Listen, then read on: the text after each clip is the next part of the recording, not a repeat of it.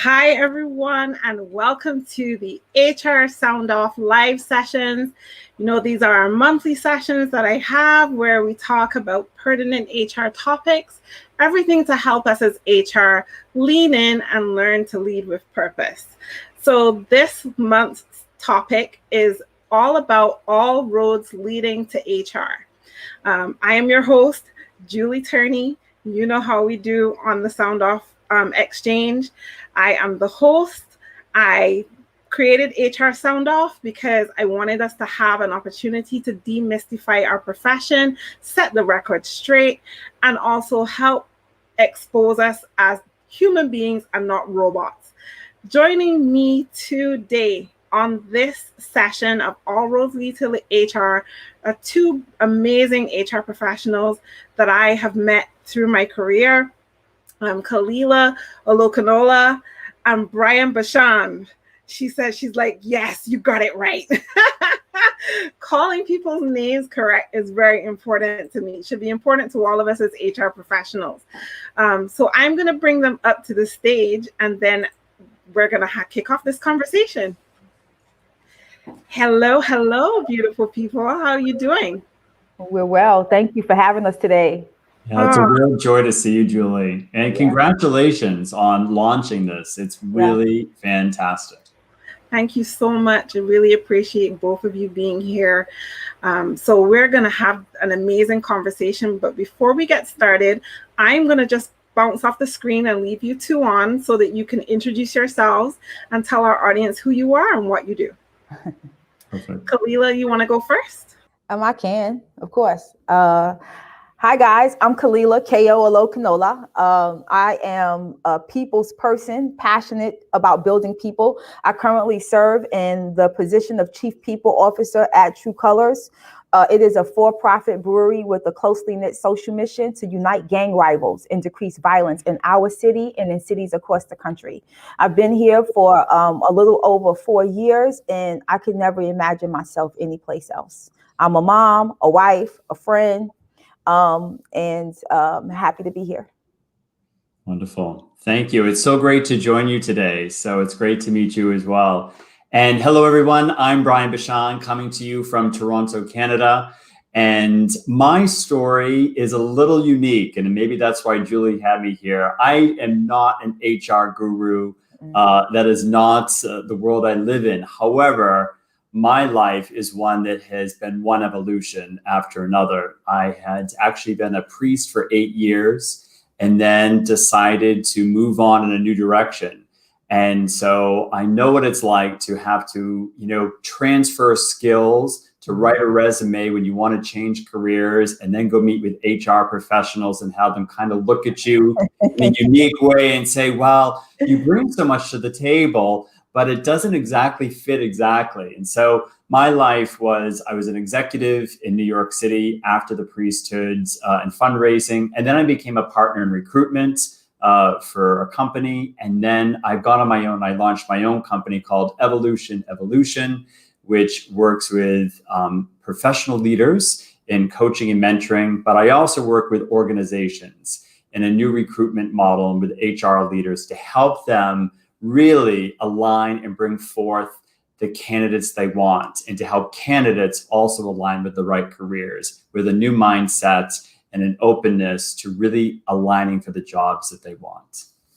I mean, that was incredible. Absolutely. Thank you.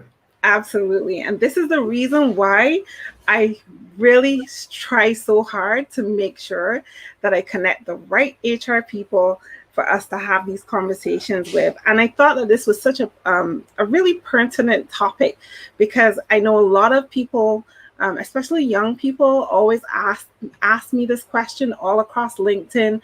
There's always this question of, Julie, I want to get into HR, but I don't have the experience.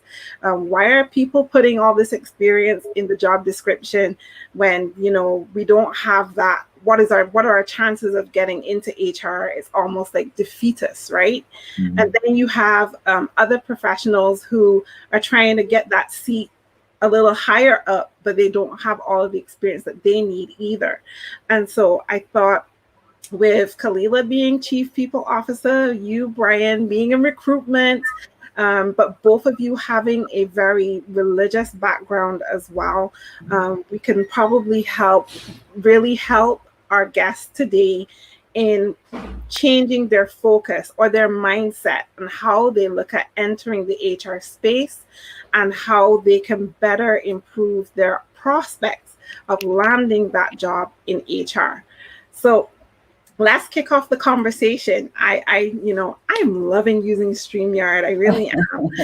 You're a pro at it, Julie. It's like you're just like the tech wizard here. You know what? Thank goodness for YouTube, because I just go YouTube everything, and I think you could pretty much learn what you need to do and get it done here. So let's kick off our conversation. How do we start our career in HR without the experience? Khalilah, you want to go first?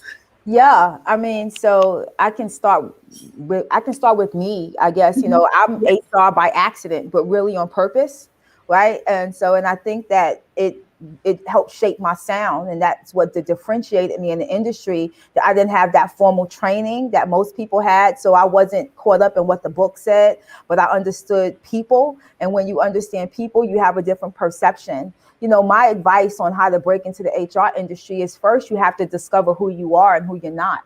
If you know you'll be able to put yourself in a position to understand what you need to work in people ops. And then from there, I think that you communicate, convey, and connect.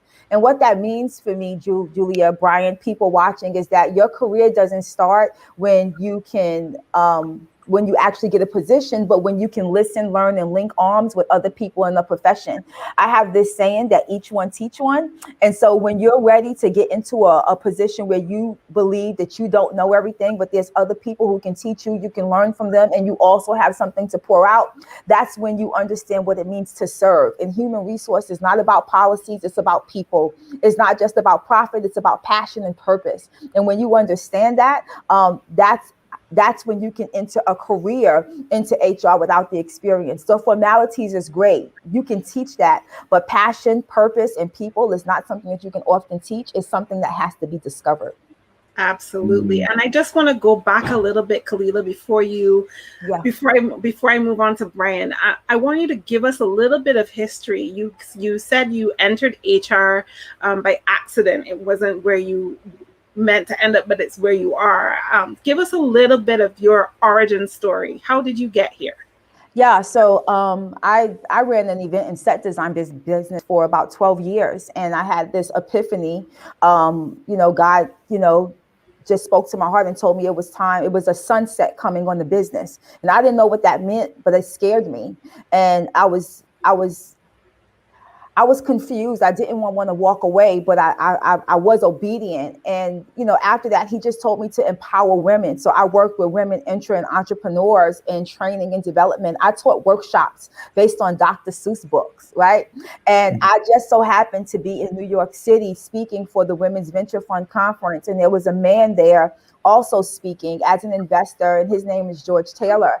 And George Taylor found out that I was from Wilmington. We had a conversation, had dinner, and he told me this crazy story about opening up a company that only hired active gang members that was for profit, and invited me in to kind of share my story. And I do have a story that, I won't go into the details now unless Julie asks me to, but I shared my story, and it was the first time I shared my full story of going from the block to the boardroom, because street skills transition into the boardroom. They absolutely parallel. And I shared this story with George. It came with, a lot of being vulnerable. And he said, I want you to come in and talk to the guys when I get this up and running. And I came in on a 1-day contract, and the 1-day contract turned into a week, and 1 week turned into 40 days. And 40 days turned into 6 months. And then after a year and a half, George offered me a position to manage people in True Colors. I had no formal human resource experience, but I knew the voice of God, and I knew people, and I was passionate about purpose.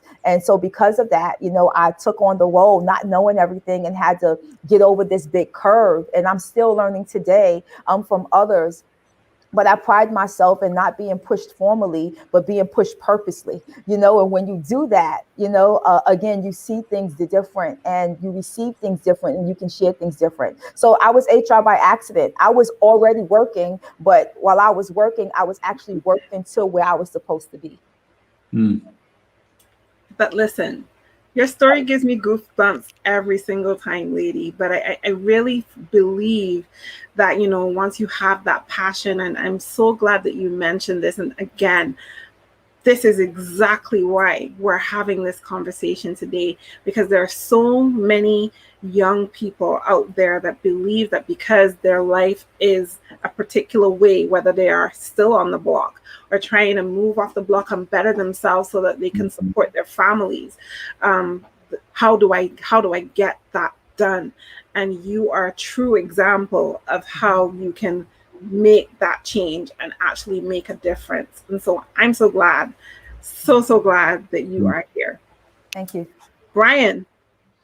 Thank you, Julie. I just want to, echo off Julie's words as well. I really love hearing you speak about the passion and the purpose. I can't agree more. And I think it's just beautiful. And I think you're a great witness to everyone listening as well, professionally, of, that sometimes things just align when they're supposed to align. And when you really follow that, it really will always bring you forward. And that really kind of leads into when I was thinking about this question.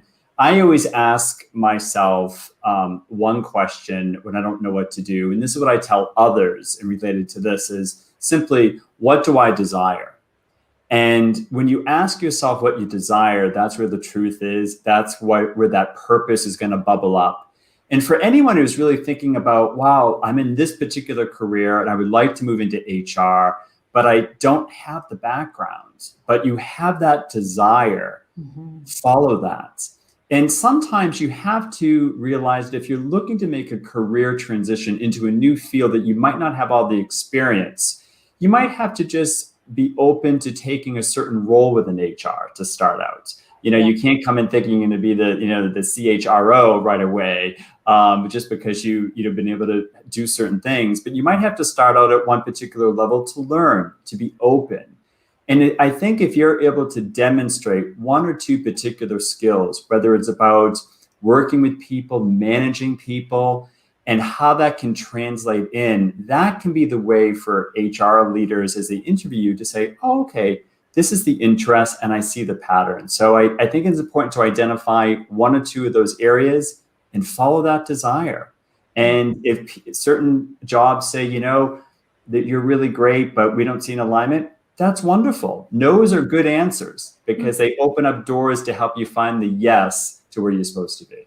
Yeah, and Julie, if I can add, the great Dr. Drake has a song that says, "We started from the bottom, now we're here." That was in my head.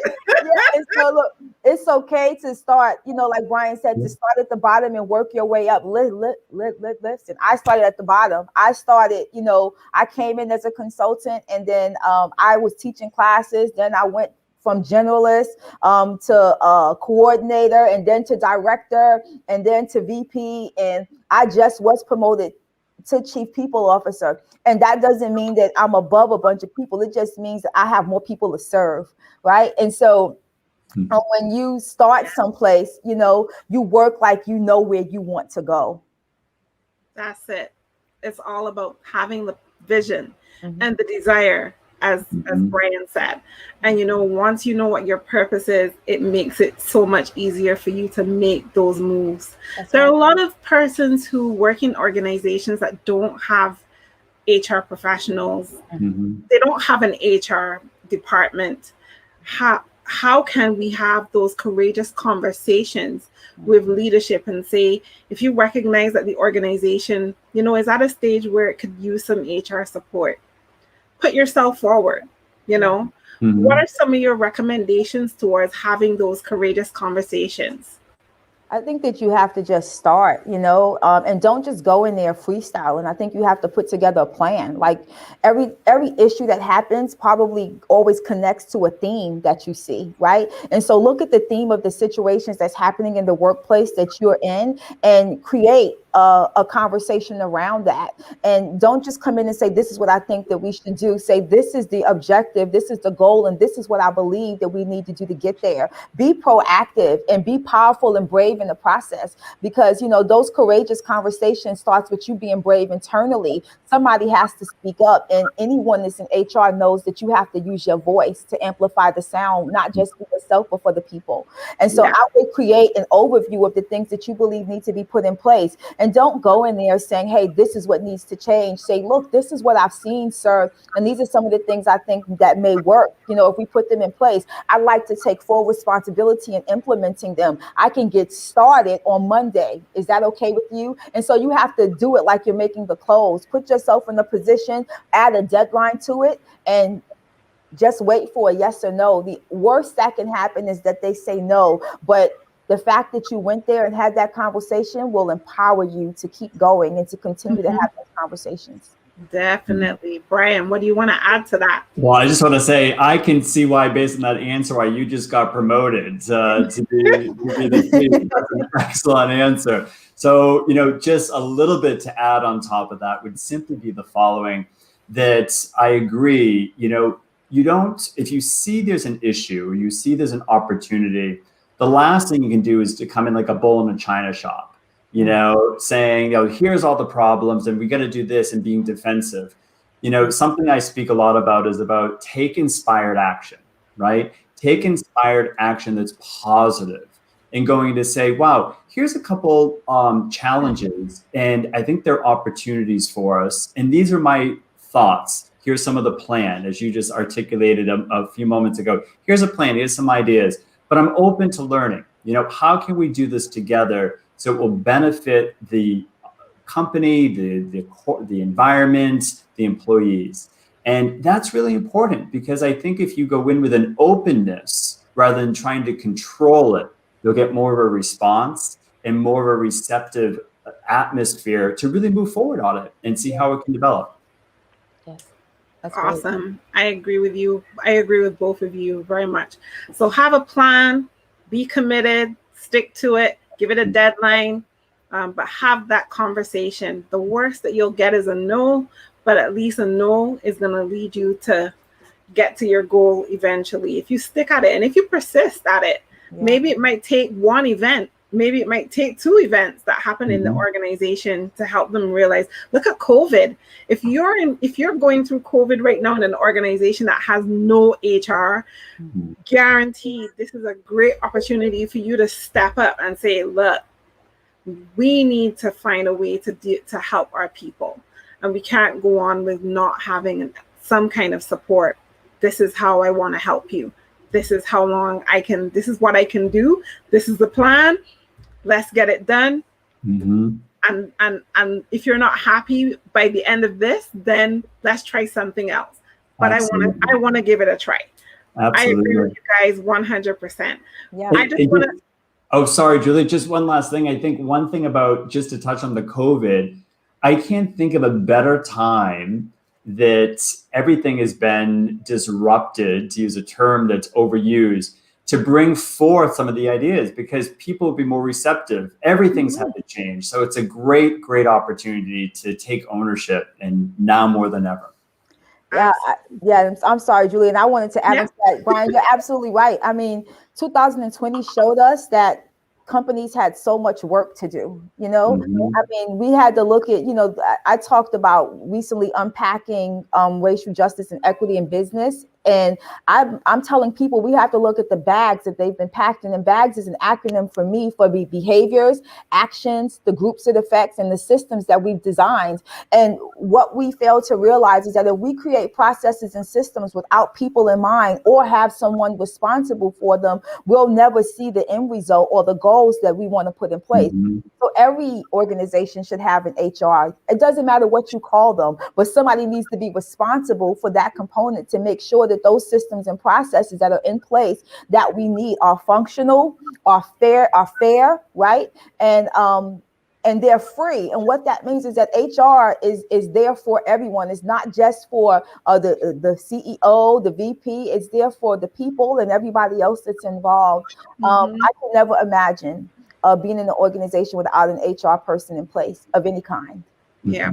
But those organizations do still exist today, and very much so, especially here in the Caribbean. So I hope that we do have some Caribbean listeners here that are taking this advice to heart and thinking of ways they can go back into the workplace and create great strategies.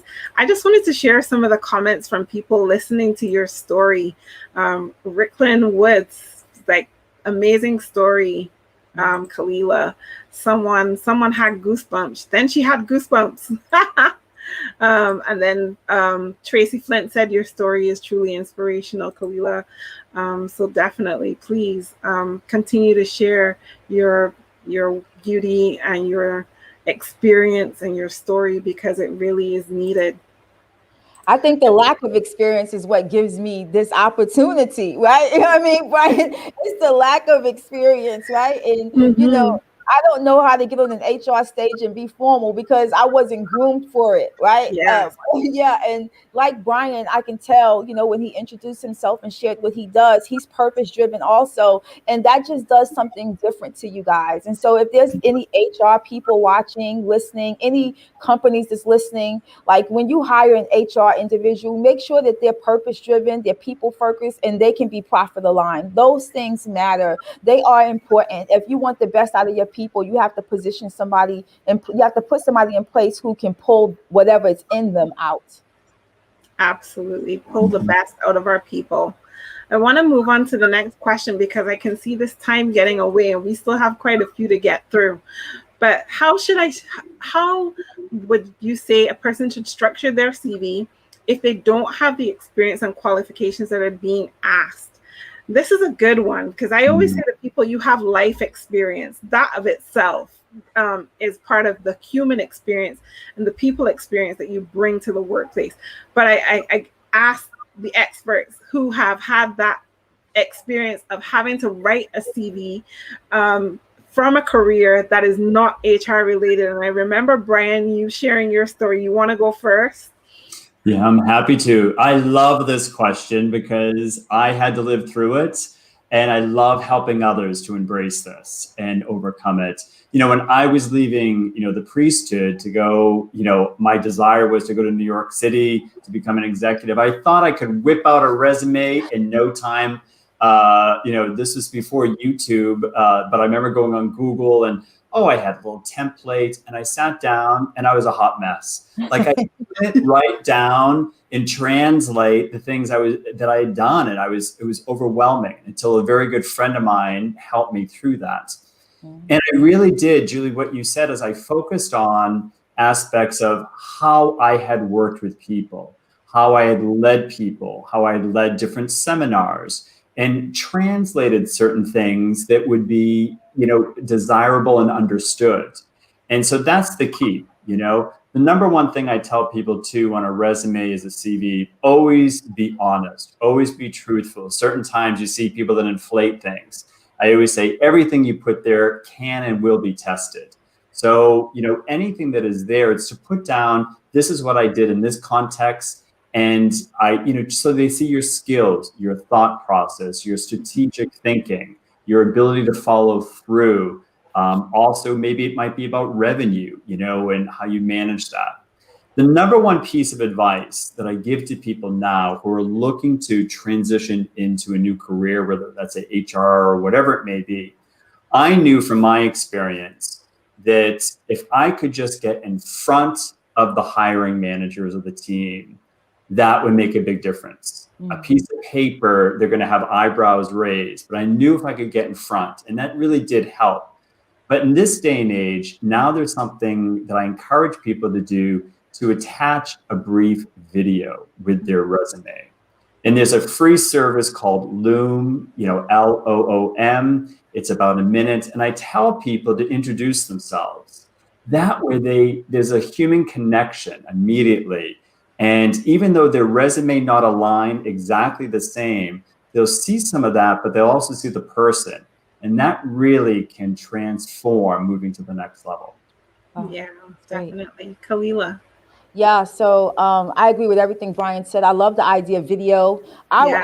I would tell people, just don't focus on the past positions that don't directly connect to the current position, but focus on presenting your story, right? Don't rehash your resume, share your why. Why are you here? What experiences have shaped your decision to apply for the role you're applying for? Please don't address it to whom it may concern or dear sir and madam. Address the hiring manager personally. Use keywords in the job description so that they know that you actually read it in detail, and tailor your cover letter to a specific job and show how it connects to your actual story. This may be a really terrible example, Julia, right? A really terrible example, right? But we work with guys that may have been incarcerated for selling drugs or anything like that. And so I can show them how to tailor their resume for a sales role. They may not have ever worked a corporate sales position, but they understand product, they understand demographics, they understand their target, market. And so translate your story, into those skills, because they parallel, and share your why. And what that will do for hiring managers reading is that they'll realize that even though they want to bring in a round peg and a round hole, somebody that fits, they may see your cover letter and realize that you could be a star performer because you have a different set of skills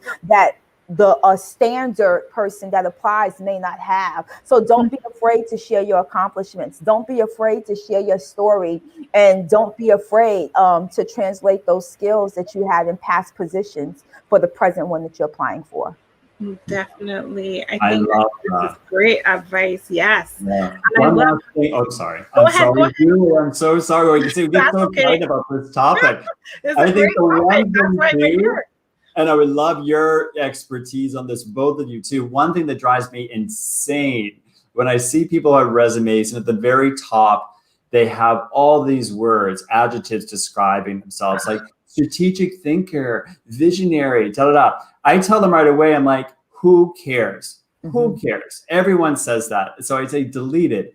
If you really are some of those wonderful adjectives, show it in the words. If you are a strategic thinker, write it out. Like, how did you do it? So I think that's also really important, especially if you're looking to make a transition. Really share your story, like that was just articulated in the examples. It makes a big difference. Wow. I gotta agree. Like, I feel your resume or your CV is it's a snapshot of who you are. It's not the sum of who you are. But you want to give me enough that when I look at it, I go, yes, interview schedule, this person. That's how I want to see your resume. So like, I don't want buzzwords, and I don't need all the fluff, but I want you to tell your story in 2 to 3 pages, maybe one, if that's possible, where I can get a snapshot of you enough to say, I want to see this person. I want to see this person. I want to know more, because you just want to give me enough to get your foot through the door for me to want to know more about you, and then wow me to the ends. Right. Did you want to add to that, Khalilah? No, you said it all. You're absolutely right. Yeah. I see Maria has a question. Would the video be in addition to the application letter, or does this replace the letter? Thank you, Maria.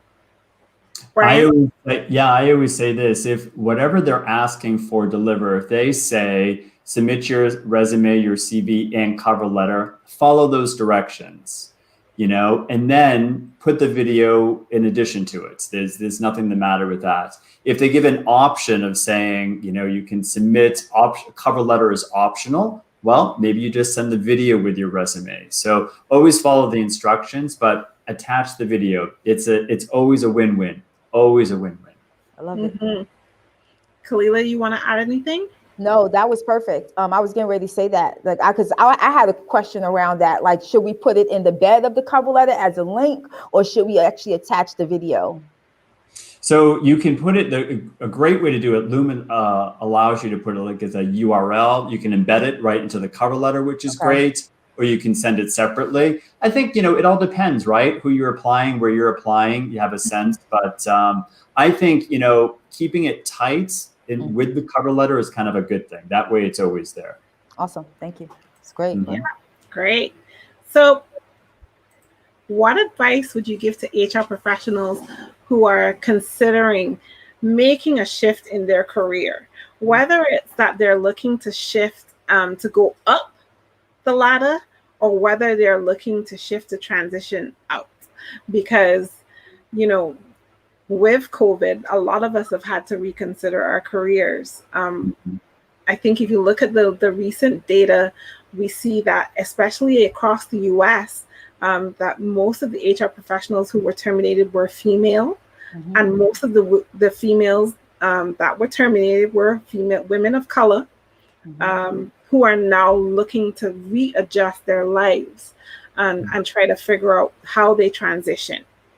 So, what advice would you give to these HR professionals, whether we're looking to go up the ladder or out of the profession? Let's talk about up the ladder first. Brian. Sure. So I would say, that's exciting. If you are desiring to move forwards and to use, your wonderful new promotion here, and you articulated it so well, saying, I have more people to serve. If you are desiring to go higher in your career, it has to be with a sense of service. And if it's out of just because I want the title, or you're driven by finances, those are all good things, but it has to be based in service. So first of all, I think it's important to do a check-in. So what's the why? Why are you desiring to move forward? And where do you want to be? And how do you want to serve? I think it's also important. The second thing I would recommend is to really see yourself and do an evaluation on what gifts do you really believe, your strengths and your gifts, are going to really align you for the greatest success and impact if you do move forward. Yeah. And what one of those gifts do you want to lead with? So it could be a sense of, maybe you're an HR professional that is worked in environments that are kind of chaotic. Maybe they're mergers, and maybe you bring a sense of peace, you bring a sense of organization, strategy, and helping employees feel strengthened during that time. So that's what you want to lead with, and those are the kind of places you want to look. So definitely the why, what is drawing you to move forward? And then also evaluating what gifts that you have that bring you the greatest joy. And those had to be front and center and aligned to what you want next. Khalilah.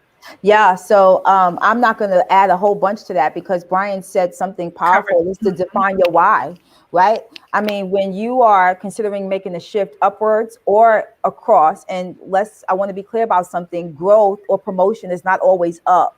Sometimes it's across. You can be given a responsibility to handle more, or you can be pushed up to oversee, but they're both different types of responsibilities. And so when you define your why, it'll help you figure out your how, right? And when we say why, it's like, why do I want to make this shift? Why am I transitioning out of HR? Why do I want to transition in HR? And what you begin to realize is some of the experience that you had in your current roles have already defined a position or a role that you're supposed to be in. Example is, I do something called purpose plans, and it looks like a blueprint. And I deem myself an impact architect. Everything that I design, my goal is to make impact in the people, impact in the workplace. And so if you come up with that one why, that thing that you want to do, I want to make people happy. Julie, I want to make people kind. Then you will design, your career around that. So my advice for people that are looking to make shifts is, number one, define your why. Define your what, like what is it you bring to the table, what it is you possess, what are your skill sets, what are your weaknesses, and what are your strengths. Like, put that down on paper, right? And then define your where do you want to go? If I want to go up, what does that look like? If I want to go across, how do I get there, right? And then when. Set a deadline, make it clear. I'm with these deadlines, y'all, right? And I mean, set these deadlines. If your goal is to move up the ladder in 3 years or in 12 months, how do I get there? Or if you're in your right now and you've been laid off in your job as an HR pro, because that's what we're talking to, and you're looking to make a shift out of the industry, then I want you to utilize all the skills that you acquire while you was HR, and watch this, all the skills that you acquired when you were let go.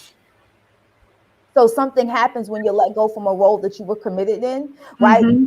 When you were released from a responsibility, you had to find a new way to do things. You found a new grit and a new resilience to help you seek and search out new opportunity. And so I want you to take those things and what you experienced to begin to redefine who you are. You may find that you are a challenge strategist. You can go into a company and help them address challenges. Maybe you can start an HR membership organization, or you can go into a company to help them fine tune some of the processes that they have in place. But your past experience and your present mindset will help position you in a place of purpose. I'm Exhibit A. And so, I mean, this, and, those stats that you shared about the majority being minority women that are losing their roles, and can really make you feel like you don't have value, or you're not valued, and we have to begin to seek value, and not be afraid to showcase what we've done and be proud of our past accomplishments. Because when we go through things, and Brian, you were a priest, before at one time in your life, people are blinded by their now and their next when they've gone through something in the past. So you can't really see who you were or what you've done because of what you've experienced. And so I'm startled right now that you just gave me that information. Yeah. So I want to encourage the people watching that if that's you, look at your past accomplishments, put it on paper, define where you are right now. Like Brian says, know your why, and use what you know that you possess and what you've had during this time of loss to rediscover who you are. I know an HR lady I think we all know, she was let go of her job, and she dug and sought, and she finally got a role right now. But it didn't just come with who she was in the past. When she was let go, she discovered a new part of who she is. And so she transitioned into who she had become. I just knew this was a conversation we needed to have. But you guys both of you hit the nail so hard on the head. I don't even know. I can't even add to that. Both of what you both said is truly, truly powerful. And I want to take from just a little bit of what you said in the end there, Khalilah, with regards to when you lose your job. My mother and my grandmother always used to say to me, and this is a Caribbean thing, what you gain up here, no one can ever, ever, ever take that away from you. It adds to your knowledge, but your life experience. And if you are in a space where I live to ignite people, I live to see people shine and grow. And if that is your why, there is nothing that will stop you from achieving that, because you want to see it happen for other people. Your story, sometimes you may not realize the power of your story on other people. And we have all lived a life that has been filled of so many valuable experiences that we can give to other people and to organizations. And therefore, just dig deep in yourself, in your soul, and say, what can I do right here, right now, that is going to add extra value to this particular situation that I am in? And remember that it's just a chapter of your book that you call your life. It's not your entire story. That's but right. How you use that to build on your career going forward, that's what makes you the resilient human being, a beautiful, amazing human being that you are. Take that story and make something amazing out of it. That's what I'm hearing from both of you. Yeah, and I'm gonna throw myself under the bus real quick, right? Lord. Yeah, and so what really qualifies me, one of the things that qualified me to work in True Colors, is that I grew up in the streets of Brooklyn, New York, around gang members. I know gang, I know the language, I know the land, and you won't find too many HR pros who knows the language and the land. And because I know the language and the land, watch this, and I was able and willing to share my story proudly, it helped pre-qualify me for the role that I'm in right now. So sometimes the things that made us say ouch in our past can actually make us say amen in our future. Woo, right? I mean, and so I mean, Boom. I'm sorry, right? And so dropped it like that. And so you won't. And so at one time I wouldn't share. I grew up in Brooklyn, New York, in Canarsie and East Flatbush, and I was around, all these gangs, and I know the language and I know how to code switch really well. But it's been what's helped qualify me in building curriculum, developing plans and programs. And so don't be ashamed of your story, not just the good parts, but the difficult things and the struggles that you experience as well. Those things shape your full story, right? And your full story is what you pour out when you position yourself as an HR pro or in any profession that you're in. Brian. Yeah, I mean, amazing. I mean, just to build on that too, I mean, one of the things I find when people are let go, and for anyone who's listening that was blindsided and they were told that their job was ending, one of the biggest challenges is there's a sense of feeling a spotlight of shame that you might have done something wrong. There was a sense of feeling insecure all of a sudden. And I think the real gift is to also realize that you have an opportunity at that time to go deep into your story, but it's going to enhance you for your next role as well as a leader, because you will always treat people even with greater empathy. You'll have a better understanding of what people are going through. And so it is really, really powerful. So sometimes when there's things taken away, it can also be a gift, not really seen in the moment when it happens, but it's going to open up something later that you never could have imagined that's even better. I could not agree more. Thank you so much for sharing those thoughts. I want to move on to we're almost at the end. I knew the time was going to fly. We are in a time where recruiting in HR definitely has to change. We really need to start looking at people experience and enhancing the people experience. And one of the things that I've always found is that while we focus a lot on people having the qualifications and the experience, as we move to looking at the future of work and what the future of HR looks like, what advice would you give to organizations right now in terms of how they can go about reconsidering their recruitment of HR professionals? What does the future of recruiting in HR look like to you guys? Khalilah. Yes. Yeah. So when I hire people here for this company in general, I have a series of culture questions. I almost have a culture dashboard. Before I worry about your skills, I need to make sure that you're going to fit in the culture, right? I need to see where you are behaviorally. I need to see where you are professionally, but I also need to make sure that you fit in with us culturally. And I gauge that. I think that a lot of the times we look for skills, but we look for the wrong skills. We look for people with degrees, certifications, and alphabets behind their names. Yes, well, that's exactly what I'm talking about, right? Yeah, but are those things really necessary? Yeah, no, I don't think they're necessary. And I'm going to use Brian and myself as an example. And Brian, I'm not snatching your story. I just thought that it's powerful. But that's why you're here. It's powerful that you were a priest, and I've preached the gospel, in my life. And one of the things I realize is that we look for the wrong skills.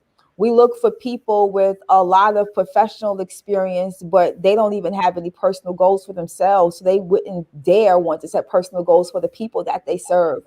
We look for people with attitude but not servitude. We look for people with a lot of factual judgment but no empathy, right? And so I think the future of recruiting in HR needs to be redefined. Are we looking for people who want to build people, or people who want to just build on the bottom line? And because of everything that's happened in 2020, between George Floyd, between the politics and the different, combinations of what has divided our country and divided the workplace, really, right? We need HR professionals that are in place that are willing to be a courageous voice, HR professionals that are in place that are willing to be empathetic with the people and understand their situation and circumstances. We need HR professionals in place that care more about the purpose than they do about the profit. And finally, we need HR professionals in place that's willing to have a conversation with the CEO, even though they know that he signs the check. Yep. We call that no hippo decisions, which is the highest paid person's opinion is the only one that matters. Nope. We're not doing that anymore. That has to change. I fully agree with you there. Thank you so much. Brian. Absolutely. Well, first of all, I agree with everything, which is just so well articulated, like 10,000%. I think, my company's name, Evolution, right? Because, it's all about we can choose and own our evolution of how we want to be aligned personally and professionally. And I cannot think of a time more than any other time in recent human history since COVID is evolving humans, and especially professionally, to a whole nother level. And I think HR professionals, in my experience, when I was an executive, I remember going head to head with an HR leader who I really had a lot of respect for, but was so black and white about, oh no, they have this quality, they haven't had this degree, they can't move forward. And they missed that some of the best talent was there just because they hadn't had the right title in their current role, they were going to hold them back. So HR leaders need to be people that are evolved in their approach of humanity. Yes, I really believe they need to have the skills, and I do think accreditation and accountability, all that plays in 100%. However, they also have to have the vision to know, how are we bringing on the best talent? How is this person that we're bringing in here, how is their energy, their presence going to have an impact on the culture around us? How is this going to help us move forward in a different way? And how can we attract, because of who we are, the best people to work with us to help us fulfill our mission and our profits and what we need? So I think that's the biggest aspect, is really being open-minded. This black and white mentality and just kind of being very focused in one way or another isn't going to work. And HR leaders have to be forward and open thinking. That's my number one mantra. I stand by it, and that's where things are moving for the future. Yeah, and so I'm going to jump in and add something else, if that's okay. Yeah, so I have this thing that I call re-engineering HR, and we know when we re-engineer something, there's some pieces that we fix and we fine-tune, we can create new pipelines. And I think companies are looking at their legacy right now, because how you treated your people during the pandemic will define your brand for years to come. Absolutely. And so they need people that are resilient, people that are empathetic, and people that can empower your people, because HR should be homegrown and human. And, I think Ricklin said that she loves the alphabets behind her name. I wanted to, girlfriend, I love mine too. But I know that without, who I am internally, it's going to be difficult for me to serve in the highest capacity that I can serve, And so, like Brian said, the credentials matter, the degrees matter, but what you possess internally and can pour out externally to your people is going to be what helps you shape systems. Systems and processes is an extension of who you are and connected directly to who you serve. And so you have to have a resilience and an empathy and be able to empower your people, because organizations now and people that are in roles now, they require more because of what they've experienced. They are looking for more from the companies that they labor for on a daily basis. And I think companies are realizing that even though they may sell a cup, a bottled water, or a journal, that people are their most important asset. And so they're going to invest the dollars, not just in cool events and in snacks and sodas in the fridge, but in who they hire, how they train, and how they pour into their people. Yep. You know, I you guys know, like, on my LinkedIn profile, I purposely have that I am a people champion, and I purposely have that I'm a disruptor in the HR space, because I truly believe that it's important for us to move from paper over people. We need to be people focused. I am a strong advocate for moving from being HR professionals to people experience professionals, because we are the key holders and custodians of the experience, the employee experience. And that includes our own, because I think a lot of times we forget as HR professionals, because we're taking care of so many people, that we don't take care of ourselves. And that's a subject for next month. But I think that it's important for us to recognize that we need to make this shift. We have been very process driven for a long time. And because we've been so process driven, we've not had the respect or the dignity that we deserve. We've become complicit in a lot of things. And because we've become complicit, things like sexual harassment and those things run rampant, because we feel like we're so undervalued, we lose our voice. And so I want people who are considering to take the stand of being to go into the profession of HR to recognize, okay, now that you are here, what are you going to do? What value do you plan to add to this entire agenda that we call the people experience profession? See, I've named it. People experience profession. That's what we are in. And that's what we are about. We are not about paper. And I think that it's very easy for us to take some time and do a gap analysis, a SWOT analysis, whatever it takes, put a policy in place. But how about if we just recognize that it's okay for people to bring their entire human being to work, be transparent, be open, give them the opportunity to create and innovate, let them invest in this big picture or vision that you have, that you call an organization, and then sit back and watch them do their work. And then let them do what you hired them to do, what you're paying them a salary to do. How about we do that? And I think that we need to get HR professionals in the space that see that and behave that way. There are a lot of us, but we are not the majority. And that's from a global perspective. When I read magazines, newspaper articles, blogs, when I watch the news and I see the way that organizations are treating people, I know that we are not the majority, and we need to become the majority. And so these are the things that I'm ready to go down fighting for, because people experience matters. We are going through a pandemic where millions of people have lost their lives. Millions of people have been diagnosed with COVID. Millions of children have lost their lives. Thousands have lost their lives, sorry. And when we look at those statistics, and then we see how people are still being treated in the workplace, it's just not good enough. And Julie, it's true. And you can hear the passion in your voice as you speak about it. And that's why it's so beautiful that people like both of you and so many others who are watching are committed to that, because it will have an impact. And it takes time, but it really is important. And I think the last piece I would just want to add too is, recruitment and the way HR leaders also recruit others for an organization. Communication. I wrote an article a few months ago. It's on my LinkedIn about people getting ghosted. Yes. It doesn't take much just to simply reply, to let someone know where they are in the process, and to say, I know waiting's the hardest part.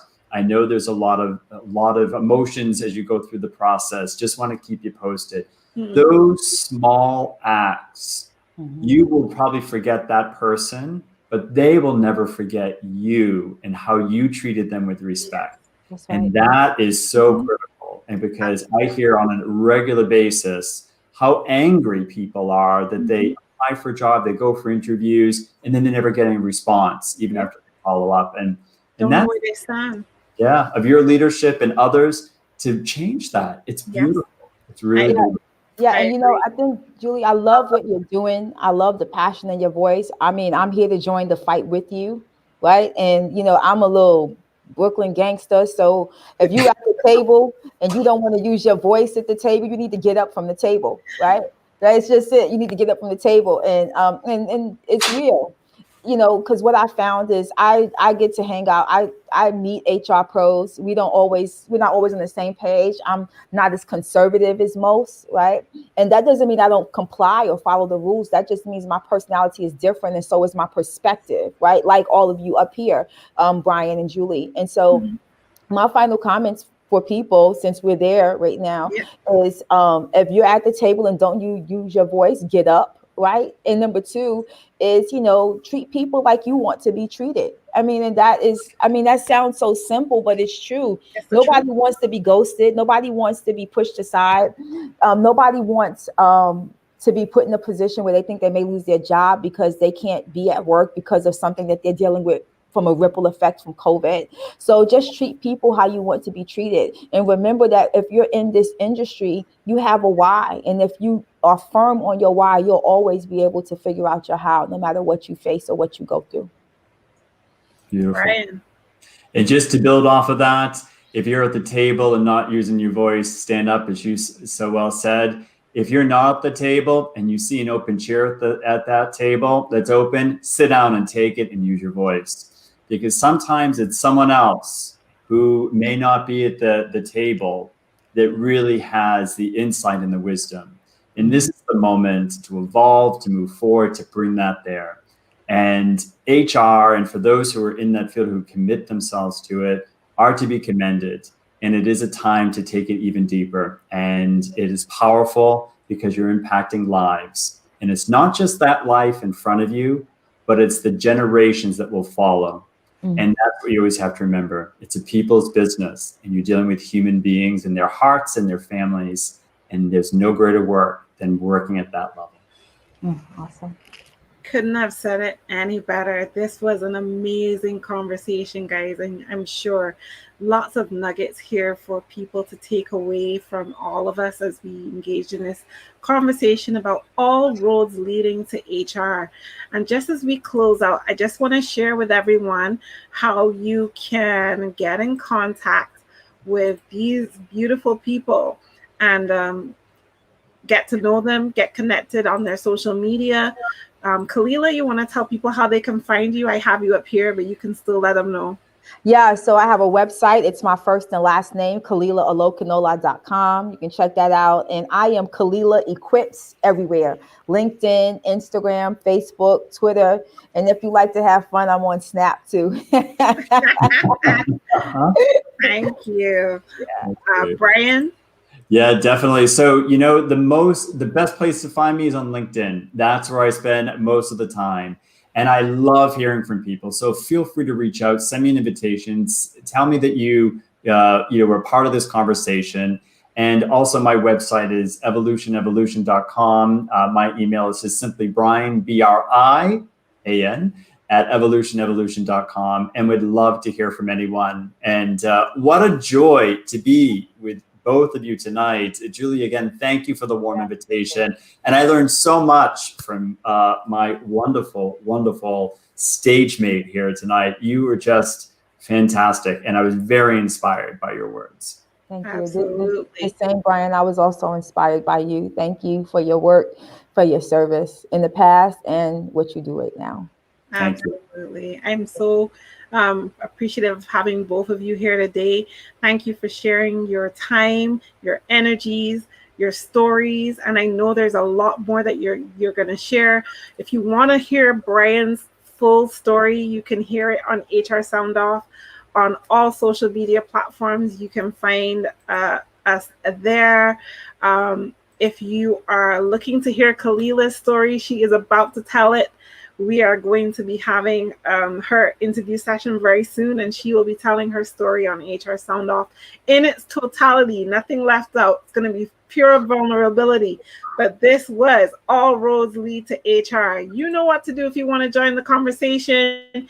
You can find HR Sound Off on Facebook and YouTube. We are also on Instagram, and you can join us on the conversations there. What is coming up next? Coming up next, we will be talking about mental health in HR. And joining me for that conversation will be Jolene King and Melissa Dolman. And we are going to be talking about mental health in HR. So not mental health in general, but how you people are coping. How are we as HR professionals coping during these very precarious and VUCA times? But also, how are we managing and holding space for each other when it comes to the situations that we go through? How do we handle that trauma of telling employees that they've lost loved ones, of telling our employees what's happening with bad bosses, and when we have to terminate people who don't deserve to be terminated? How are we handling that? How are we holding space for those people? And so that's the conversation that we're going to be having next month for our next HR Sound Off live session. Until then, have a good one. Take care. Bye-bye.